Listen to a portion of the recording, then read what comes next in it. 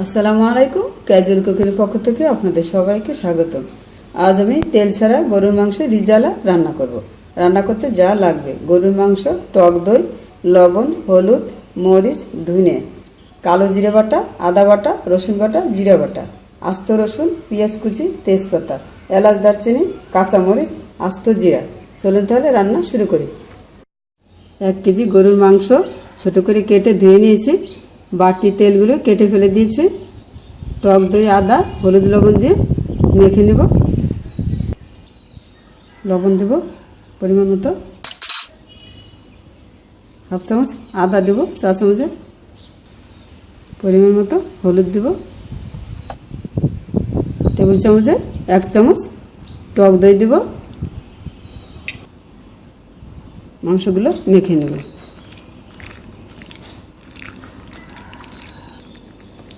মাখানো হয়ে গিয়েছে, ঢাকনা দিয়ে ঢেকে দেব।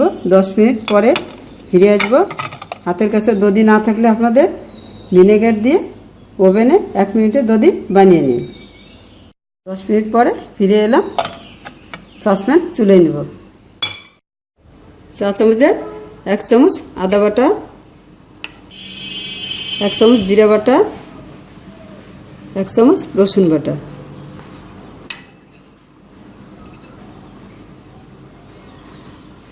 1 চামচ কালো জিরে বাটা, পরিমাণ মতো লবণ, পরিমাণ মতো হলুদ, চা চামচের 1 চামচ শুকনো মরিচ গুঁড়ো, 1 চামচ ধনে গুঁড়ো,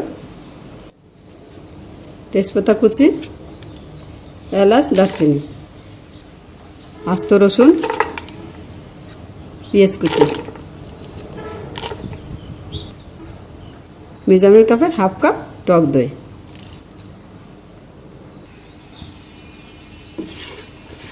মশলাটা ভালোভাবে কষিয়ে নিব।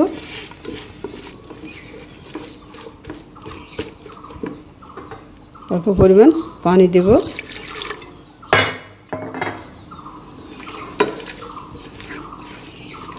মশলাটা ভালোভাবে কষিয়ে নিব।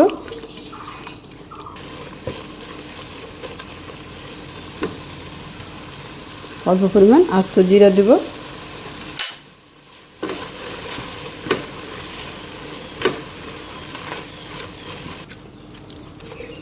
মশলা কষানো হয়ে গিয়েছে, মাংসগুলো ঢেলে দেব।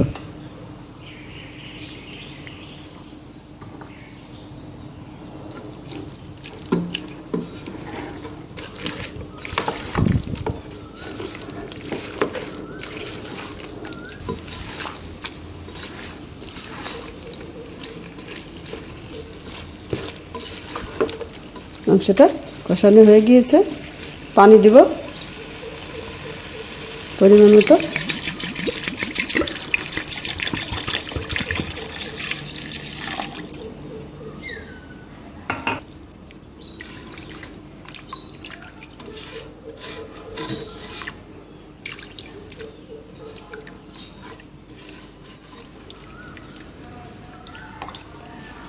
মাংসগুলো ঢেকে দেব। 10 মিনিট পরে ফিরে আসবো। 2 মিনিট পর পর মাঝে নেড়ে দেব। ফিরে এলাম।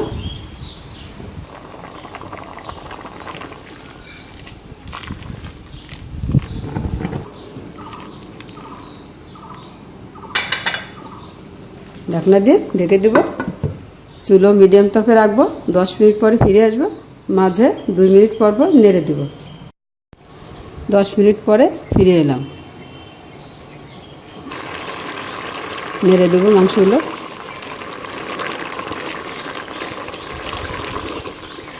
মাংসটা সিদ্ধ হয়ে আসছে, অল্প বাকি আছে। ঢাকনা দিয়ে ঢেকে দেবো। 5 মিনিট পরে ফিরে আসবো। মাঝে 2 মিনিট পরে নেড়ে দেব।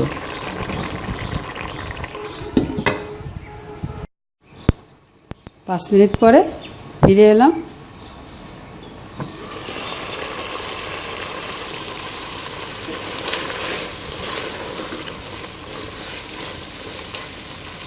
মাংস দেখে নেব।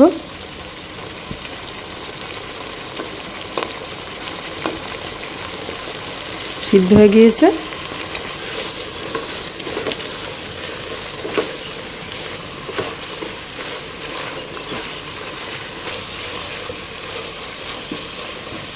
লবণ দেখে নিব।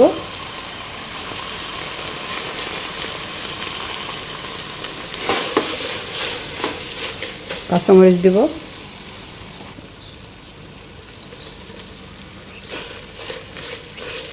মাংস লবণ হয়ে গিয়েছে,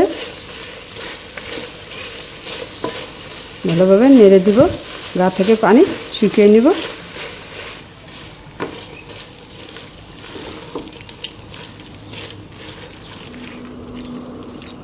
মাংসের গা থেকে পানি শুকিয়ে গিয়েছে, নামিয়ে নিব।